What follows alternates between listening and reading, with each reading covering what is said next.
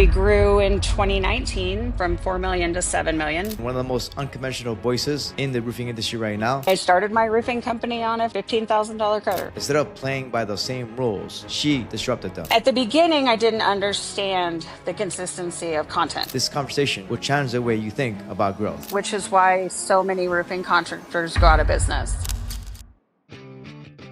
This is AI and Marketing for Home Service Pros, the show for contractors who want to grow without wasting time or money.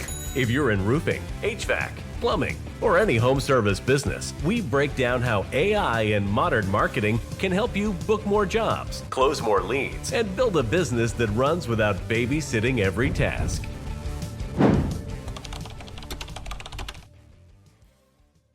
Most home service companies don't fail because they lack skill. They fail because they wait too long to adapt. Today's guest is someone who didn't wait. I'm joined by Jen Silver, founder of Roofing Utah, and one of the most unconventional voices in the roofing industry right now. Jen didn't grow up in construction. She didn't have a roofing background, and she didn't start her company with funding, investors, or a marketing budget. In fact, at one point, she had $8,000 left in the bank and was ready to shut the doors. What happened next changed everything. Instead of buying ads, she built a personal brand. Instead of chasing insurance jobs, she questioned the entire model. Instead of playing by the same rules, she disrupted them. In this episode, we talk about how Jen grew someone else's roofing company from 1.4 million to 7 million, what it's like to build a business after being left unpaid, why she believes contractors should rethink insurance dependency, how educational content builds trust faster than paid marketing, why staying relevant requires being uncomfortable, and how even contractors who are skeptical of AI still need to adapt. This is not a marketing tactics episode. It's a leadership episode. It's a relevance episode. It's a survival and evolution episode. If you're a contractor feeling squeezed by insurance, confused by technology, or unsure how to stand out in a crowded market, this conversation will change the way you think about growth. Let's get into it. What's up, guys? This is Mauricio. I'm the host today of the AI and Marketing show for Home Service Pros. Super excited to have Jen Silver on the podcast. Welcome to the show. Hey, how are you?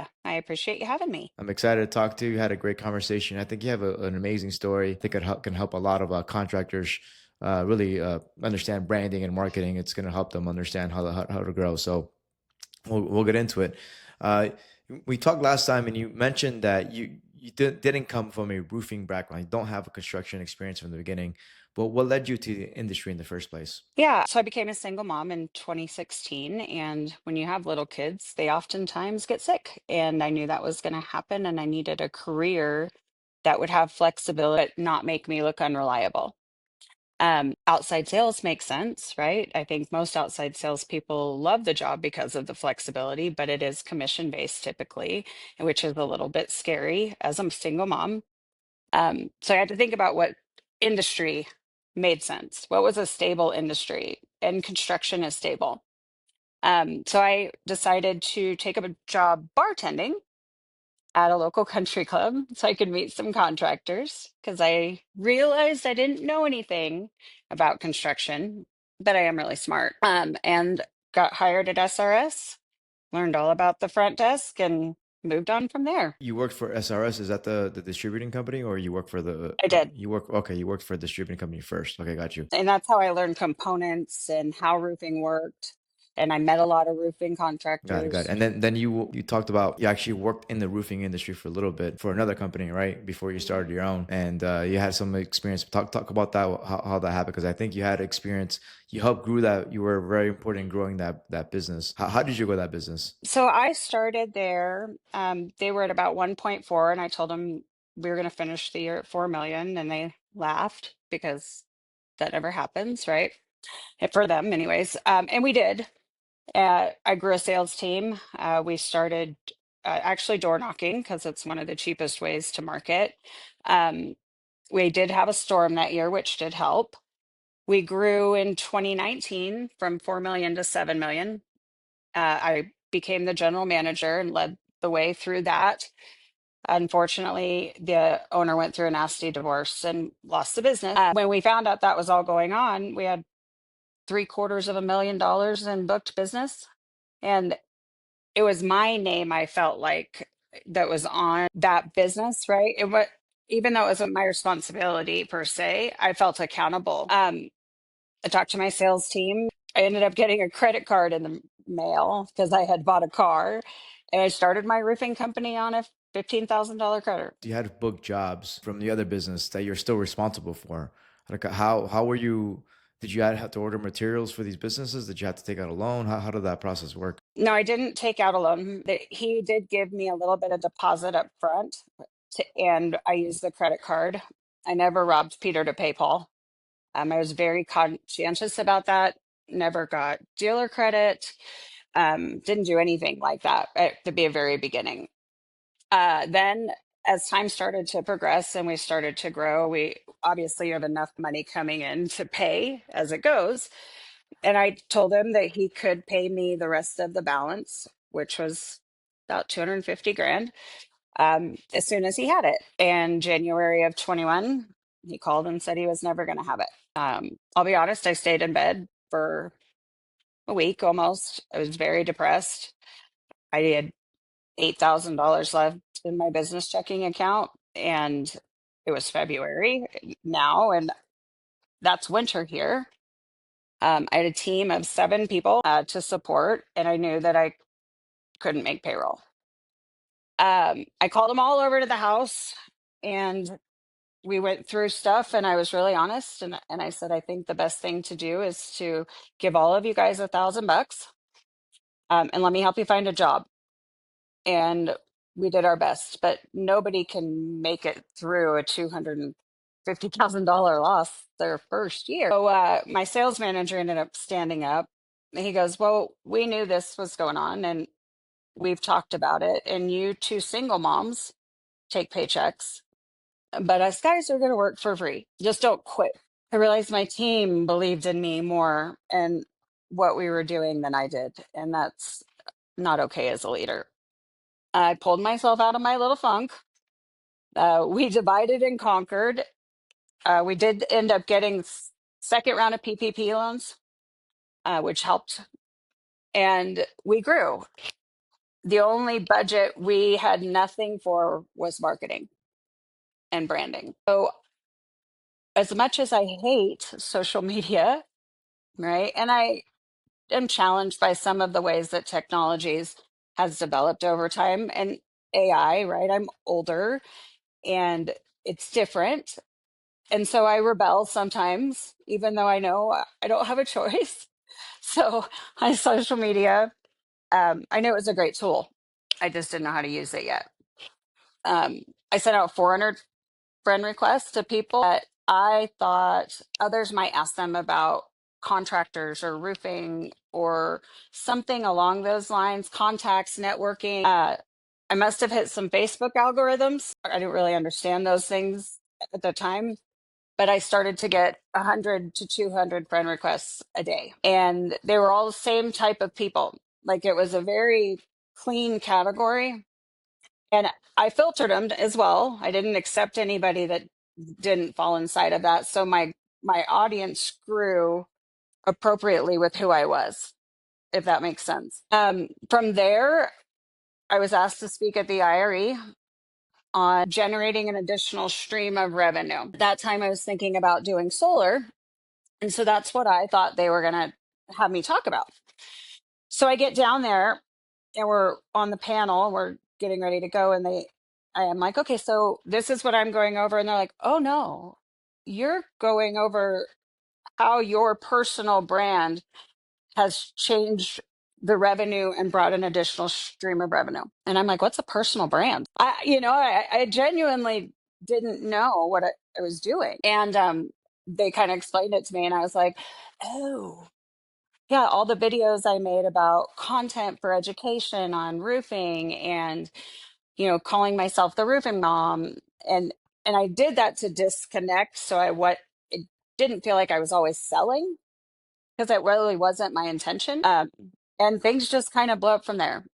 I started speaking in the industry, helping contractors understand the financial side of their business, alternative solutions to the way that insurance work is done in the country, when especially related to roofing.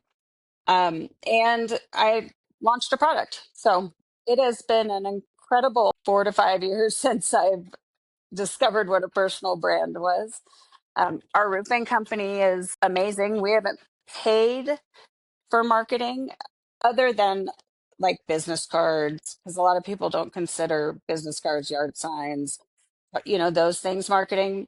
But as far as pay-per-clicks, leads, Google, other than basic website maintenance since 21. So the majority of your business has come from your personal brand, and I'm sure from referrals and word of mouth. Correct. Yep, that's it. And what exactly did you do? See, obviously you said you didn't know, but you were taking action, right? So obviously you grew. Your first thing you did is, it looks like you grew your network, right? You grew your network from Facebook, adding people to your network. When you add people on Facebook, right? People are added, they follow you, and if you post content, they get to see that content, and that's the whole idea. Obviously, it works the same with LinkedIn and all that, right? Content's really important because they want to know you. Right. And when I talk to people about this, oftentimes like, well, I don't want to be personal. And I go, well, you don't have to share all aspects of your life, right? There's just some that you let people in on so they feel like they know you too. And that worked really well. So a variety of different kinds of content, educational content, funny content, right? Making like where I did something silly and I made fun of myself. Let's see, content with my kids, my dog. I never talked about dating or, any of those things because I didn't want that side of my personal life. But everything else works and people felt like they knew me. And even when I'd speak, I'd have people come up to me and I could tell they felt like they knew me. It was a little weird for me. Yeah, that's important. So you mentioned the types of content. Okay, so let's kind of break it down. So you grew your network for the first thing on Facebook. You added people, people started adding you, and then you kind of built a following. Did you start posting content every day or every 2 days, or how did that look like? At the beginning, I didn't understand the consistency of content. As things started to progress, once a day didn't work for me, right? And I realized that Facebook doesn't necessarily care if it's every day as long as it's consistent. And actually it hurts you if you get into a consistent pattern and break it. You're almost better off to be sporadic than to do that. But yeah, I posted once a week for a while, and then I moved up to a few times a week, and then I cut back and realized that it hurt me. So I just committed to once. Okay, what kind of content did you post? Most of the time it was education, whether they needed a new roof, how flashings failed, what to do if you find shingles in your yard, after a storm, different types of shingles, what different components are, that kind of stuff mostly. Was it mostly written content or video content? All video. Okay, so you got in the front of a camera, which a lot of people don't like doing, right? And you started posting content. Some your iPhone, right? That's it. Your iPhone just speaking like a selfie video. Yep, that's all I did. Got it. And then you started posting videos that just people have questions on, like common questions that people have about roofing, right? That's what it is, right? And you know what now is cool is there's so much with AI. You could create a content calendar and not have to think about it, right? And talk about, hey, what are the most common things that people want to know? And honestly, it's going to be important for Google in the future anyways. Most owners that I talk to are uncomfortable taking videos. And the number one thing I can tell people is just don't ever watch your video. Why? Why? Because we're really critical of ourselves, our facial expressions, our words. Like I've stumbled a few times during this call, right? Because I'm a normal human. And we have a tendency to want to stop and re-record it. And if we do that, it takes too much of our time. And people don't expect us to be perfect, right? So, I mean, there's many times I was like, blah, blah, blah, rewind, play. I don't even know what I'm trying to say to you guys right now, right? Like, and just to get myself back on track because I didn't have time to do 50 takes. And once I stopped watching them, it didn't matter. I think that's why people connected with you, because you had the authentic voice, and people connected with that. They don't want to be, especially on your Facebook, they don't want like a script, or super polished type of videos. Sometimes it works better, the kind of the raw type of content that works better. And you talk about this. Okay, so when that happened, when you started posting content, what happened? I started getting followers. Facebook started putting me in front of more people. I could tell that my badges and different things would go up, and I would be considered a top creator, and I'd get all these incentives. And now I get paid. That's not a lot of money, but I do get paid almost I think it's monthly, Facebook deposits money in. That's something people don't know is that your personal Facebook page can be a great marketing platform, Yes. right, for your business. And don't ever go in as your business, right? Because if you go in as your business, most Facebook groups or other things are going to suppress you or make you advertise. So if you go in as yourself and provide education, but have links to your business in your bio, or even tag your business like you're here with this business, that's all okay. But you have to be really careful to make sure that you're providing the education and not violating what group rules are and stuff. I wanted to start working on that. Actually, you gave me that inspiration because I do post my content too, but most of the content is because I think for me it's more I like writing more than videos. But I've gotten to start doing more videos. The videos I typically do are kind of scripted. Um, so that kind of raw information I think people want to hear. I think it produces a lot better. Yeah, people. So okay, now you're that. There's one person I don't know if you know him, Raymond Little, Perimeter Roofing.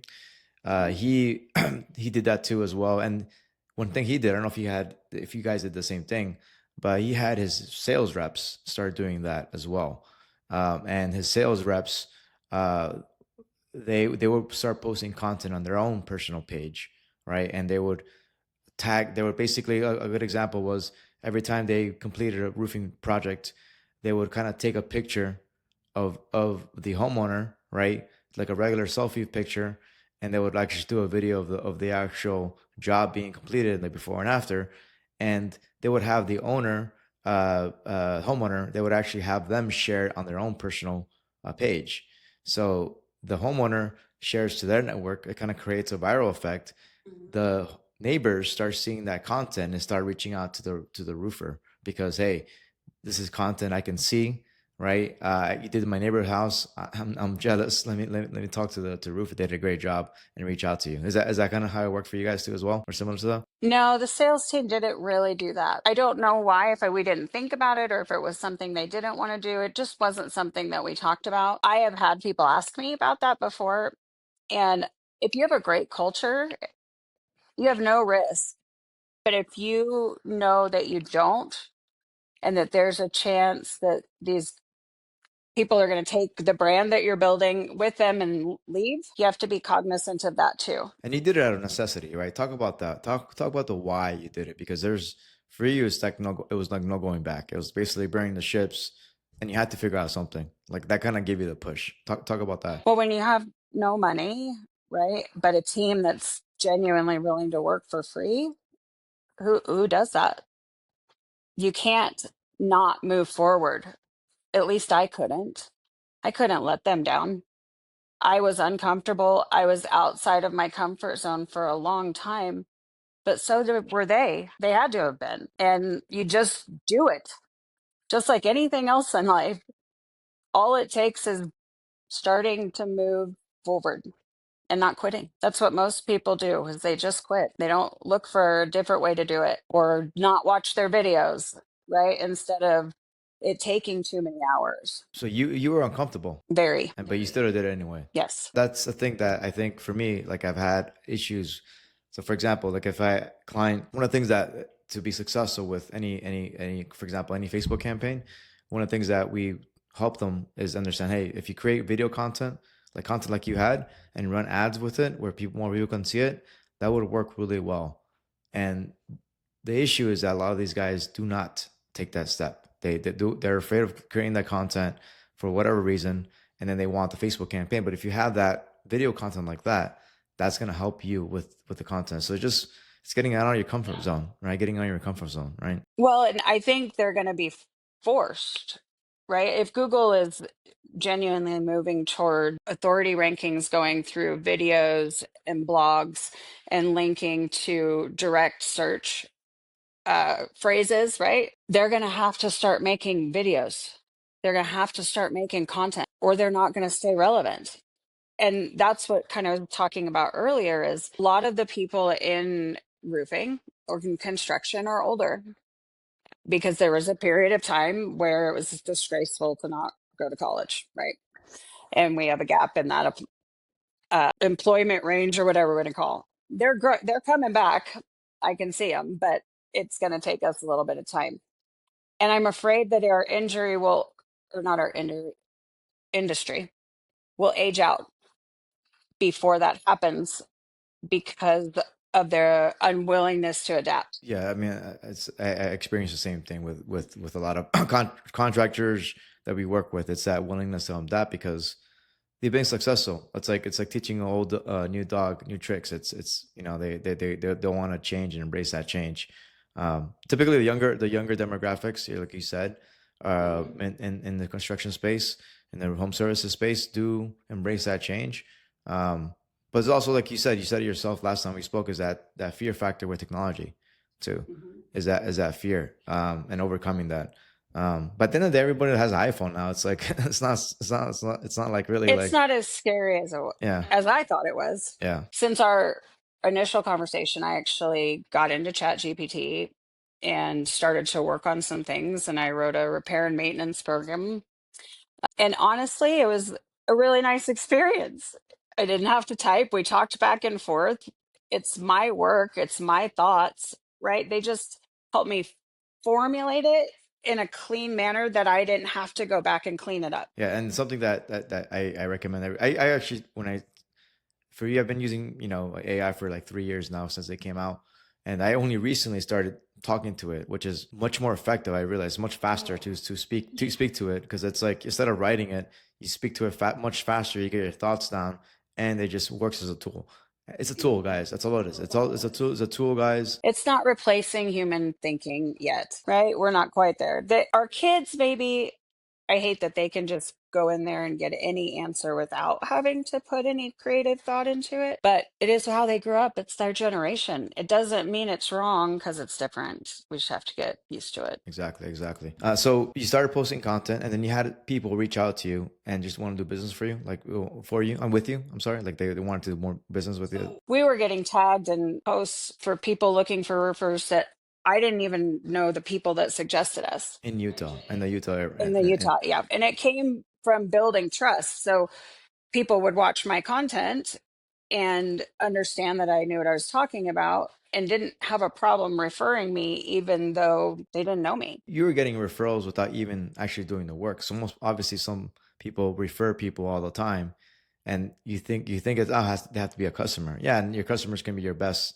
salespeople, right? If you like Yeah, what the work. absolutely. But if people see your content, that means they didn't do business with you. They still referred you because they trust you, because of the trust you built with the audience. And that's where the education and vulnerability and sharing your personal life comes in, because that's what builds trust. What are the things that you shared that you thought were vulnerable, and that kind of build that connection with the audience? Just letting people into my life. I found really quickly you can't be vulnerable on social media.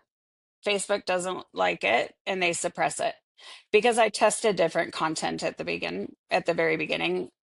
Um, I posted one day that I had just had a really rough day, and I knew it wasn't going to end rough, but I was in the middle of it. Didn't get in front of anybody. 2 likes. And the next day I turned around and posted almost the same thing, just phrased differently, about being happy and grateful. Tons of views. So it could have been the audience. People get uncomfortable seeing vulnerability or negativity in someone's life, or Facebook. And I don't know. I just stopped doing that. One thing that people like to see, even though it kind of, I've tested it before, and it sounds like, for me, like, I'm very kind of, I kind of do consider myself a humble person, is actually celebrating wins. So if you talk about yourself a lot, actually, and celebrate your wins, it actually gets the most engagement. And I get that. It was just, sometimes you want to just be real about having a shitty day, and you can't sometimes. That's just not the place to go. So when I talk vulnerability, it's really just doing this with my kids, or there were times when I had a hard time with my kid and I would share about that as a parent, That was okay, just not me. Yeah. So, guys, that's I don't want to kind of impart about this lesson specifically, because it's important about building a personal brand, and then started got invited to different events and speaking about building that, and that kind of build that on even further. Did you post your videos? Did you ever like film those events? Oh, I have so much footage. I also did a 12 city tour in 22, so that was a lot on top of the other speaking events that I was doing. So we have lots and lots of content. I don't know what I'll ever do with all of it because it doesn't always pertain here. Got it. So obviously that built that content. Now let's talk about the other thing we talked about was insurance, right? You've been outspoken about the insurance-driven model. What do you think it's fundamentally broken about it? There's a lot of things, but mainly contractors that solely rely on the insurance proceeds business. One, what if a storm doesn't come? It's not a dependable stream of revenue.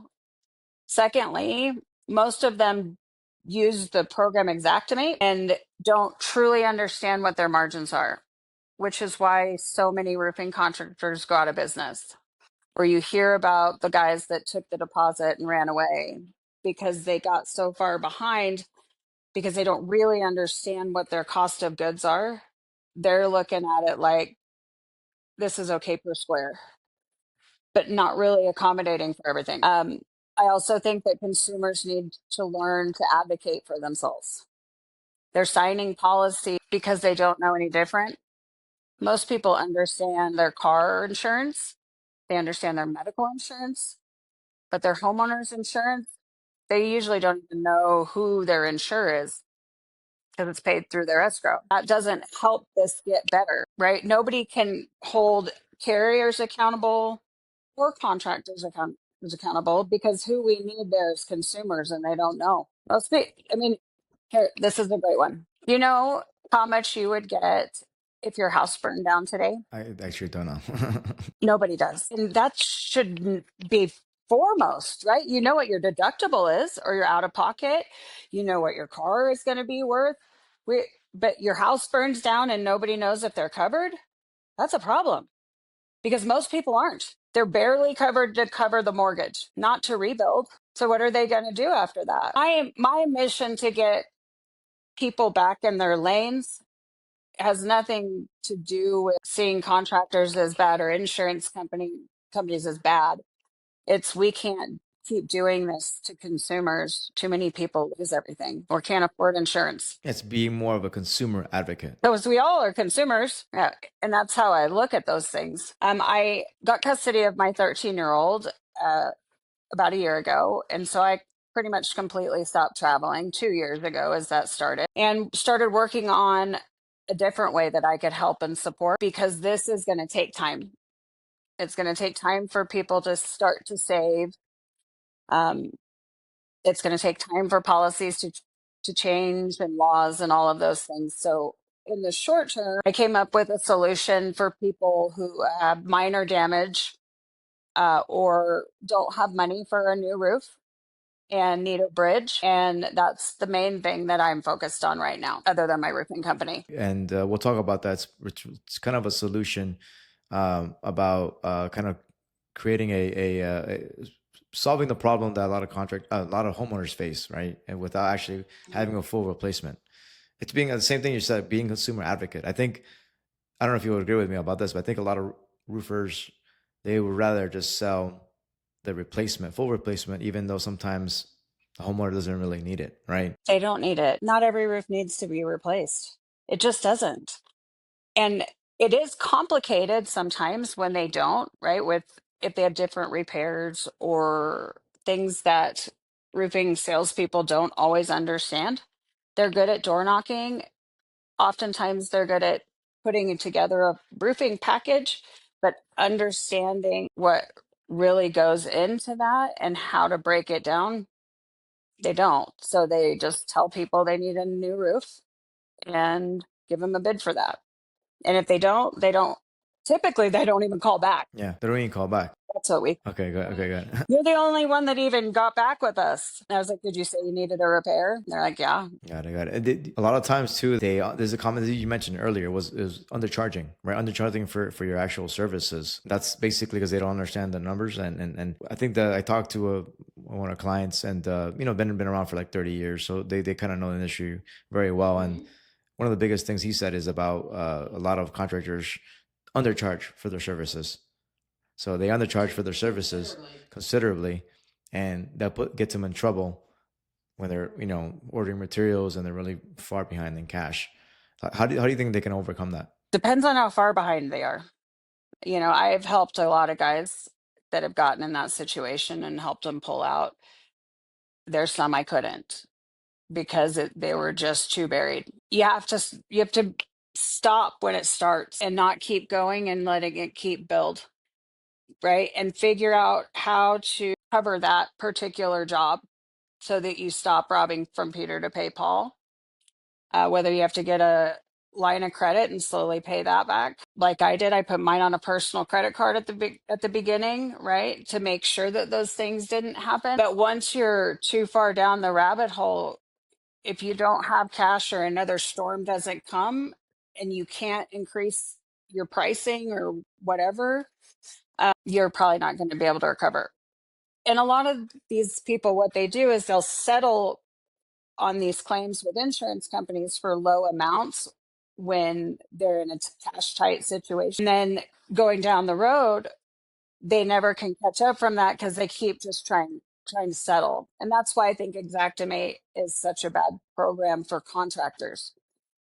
Right? It's good for the insurance companies to look at the bid and see if it's reasonable, like what's average, which I believe is how it was designed, but it doesn't help contractors at all. It's about overhead and profit, right? Which is something that Steve Patrick, I don't know if you know Steve Patrick, he talks about. I do. It's about, charge. That's the common one, to actually charge a little bit more, 20 to 30% more than that, to give you the padding you need to actually have a successful job and make profits on it. Yep. I agree with him.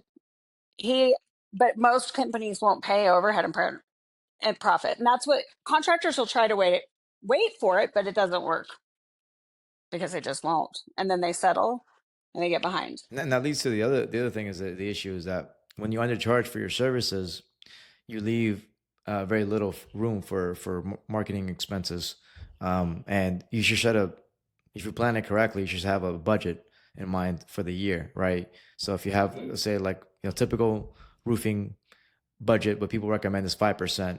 Other industries are more, like 7 to 8 10, to 10%. 15, yeah, 15%. I know. Or 5 is high. Most are between 2 and 3. Yeah, 1 or 2 or 3%, 100%. So see, you talk to a lot of contractors, this, and what people say versus what they do is typically very different. So yeah, most people are not spending money in marketing, and that hurts when that. What's happened too is also it's a lot more competitive now. So these other more sophisticated people are coming to the space, people like the private equity guys, and they're just jumping up the costs because they're like spending way more. Because like I say, I know how to control my costs. So they are and they aren't, right? So they're able to absorb a lot of marketing costs inside of discounts because of the quantities that they're ordering, right? And so they have lower material prices, so they can therefore substitute some of that revenue into other areas so that they can do all of it. And it is hard. It's hard to compete with big conglomerates, but people still want to buy from people.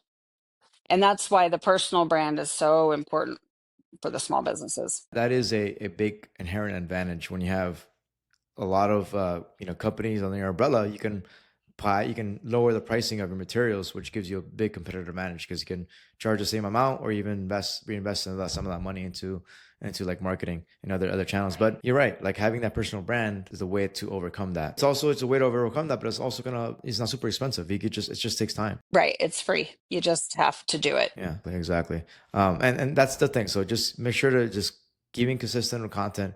You have to find more like innovative ways to compete, and that's one way to do it. You just have to look at it like it's another part of the job, right? And not like it's Facebook and social, like This is part of my day. I would have wrote this note. I was going to talk to this employee. I'm going to make this video. Now you talk about Regener Roof. It's called, how do you call it? It's It's Rejuva Roofs. Rejuva Roof. Gotcha. Yeah. It's a product that you launched. So what gap did you see in the marketplace that led you to that launch? We didn't have a good solution for homeowners to buy them time.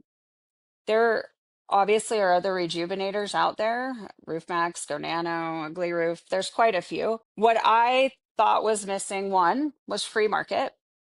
Everybody had franchise options, and all that did was support the private equity, right? And having those options, and doesn't help the smaller guys. But secondly, I wanted a product that functionally improved the roof, right? Not just hydrated it.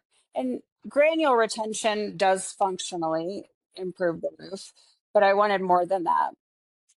And I worked with an asphalt engineer, and we found that his formulation with a couple tweaks, it blew our mind away.